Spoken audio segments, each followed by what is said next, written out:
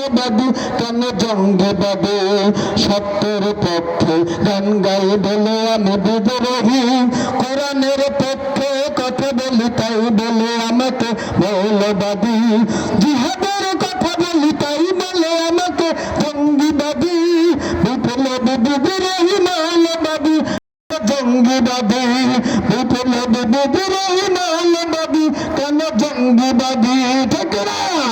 আরে ভাই, আজকের যিনি প্রধান অতিথি আপনারা জানেন, তিনি ইসলামের দাওয়াত নিয়ে যখন মাঠে নেমেছে, কিছু কুলাঙ্গার, কিছু বেঈমান, কিছু বেয়াদব শায়েখের চরমনের শরীর থেকে রক্ত ধরেছে, কি বলেন ঠিক কিনা?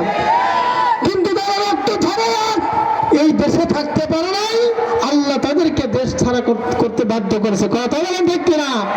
তারা বলে মৌলবাদীদের উত্থান ঠেকাতে হবে, তাদেরকে বলতে চাই আমাদের জাতির পিতা হযরত ইব্রাহিম আলাইহিস সালামকে নমরুদ দুনিয়াতে আসতে বাধা দেওয়ার জন্য চেষ্টা করেছিল, কিন্তু থামাইতে পারে নাই।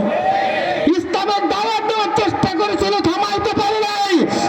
নমরুদ চেয়েছিল আমাদের জাতির পিতা ইব্রাহিমকে আগুনে ফালাইলে তিনি মরে যাবে, আগুনে পুড়ে যাবে, কিন্তু তিনি ফালাইতে পারছে, কিন্তু জ্বালাইতে পারে না, কি বলেন ঠিক কিনা?